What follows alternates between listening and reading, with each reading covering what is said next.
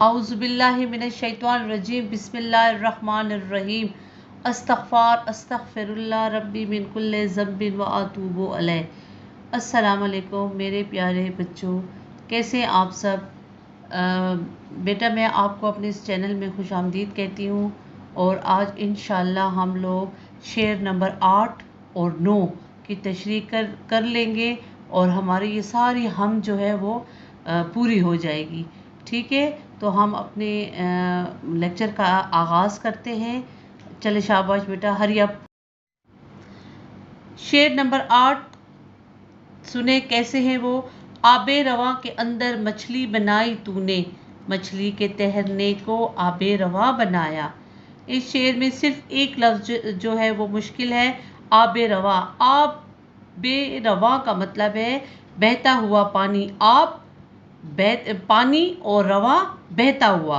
ٹھیک ہے بیٹا، اس کی تشریح کچھ اس طرح ہوگی کہ دیکھیں اللہ تعالیٰ کی حکمت، دیکھیں اللہ تعالیٰ کی قدرت، دیکھیں کہ پانی کے اندر اس نے مچھلی پیدا کی ہے، اور دیکھیں بہتے ہوئے پانی میں اس کو زندگی دی ہے۔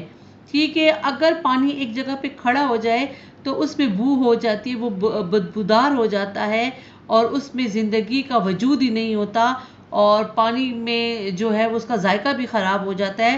لیکن جب پانی بہتا رہے تو وہ کیا ہوتا ہے، اس میں مچھلی کو زندگی ملتی ہے۔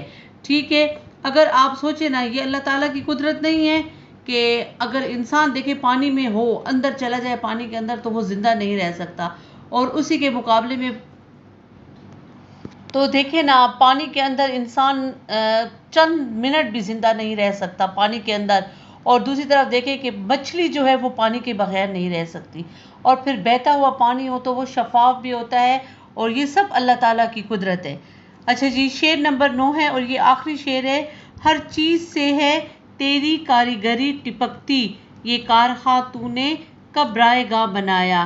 اس میں 2 لفظ جو ہیں وہ مشکل آئے ہیں۔ کاریگری کا مطلب ہے ہنر، اور رائے گاں کا مطلب ہے بے مقصد یا ضائع۔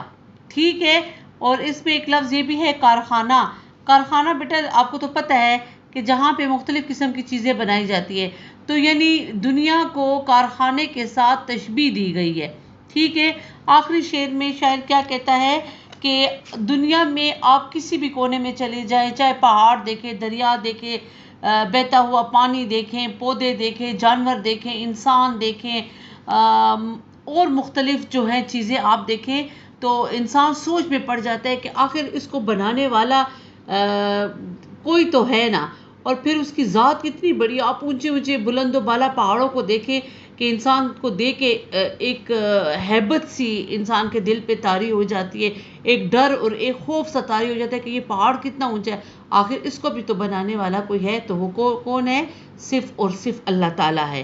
ٹھیک ہے بیٹا، اور دوسری بات اس میں دوسرے مصرے میں یہ کہا ہے کہ یہ پوری دنیا جو ہے نا، یہ مطلب ایسی نہیں ہے کہ آپ اس کو صرف مشغلے کے طور پہ استعمال کریں، مطلب کھیل تماشا کریں، اور اس چیز کو، ان جو چیزیں اللہ تعالیٰ نے نعمت دی اس کو ضائع کریں۔ نو، آپ پوری دنیا میں پھریں اور سرچ کریں، اور اللہ تعالیٰ کی قدرت کی تلاش کریں کہ اللہ تعالیٰ کی قدرت کہاں پہ ہے۔ تو دیکھیں کہتے ہیں کہ اگر ہم لوگ دنیا میں ڈھونڈنے نکلے تو ہمیں خدا مل جاتا ہے۔ تو اس کا کیا مطلب ہے؟ خدا تو ایسے نہیں ہے کہ انسان کے سامنے آ جاتا ہے، خدا کی پہچان ہو جاتی ہے، اس کے ہونے کا احساس پیدا ہو جاتا ہے کہ کوئی تو ہے اس کو بنانے والا۔ تو میرے خیال سے بیٹا یہ پوری حمد ہم نے بہت اچھے طریقے سے کر لی ہے، آپ کو یاد بھی ہو گئی ہوگی، آپ اس کو کی تشریح کرنے میں بھی آپ کو مشکل نہیں ہوگی۔ بہرحال اگر پھر بھی آپ کو کوئی مشکل پیش آئے تو آپ مجھے اپنے کمنٹس میں لکھ سکتی ہیں۔ ٹھیک ہے بیٹا، اور انشاءاللہ مجھے لگتا ہے کہ آپ لوگوں نے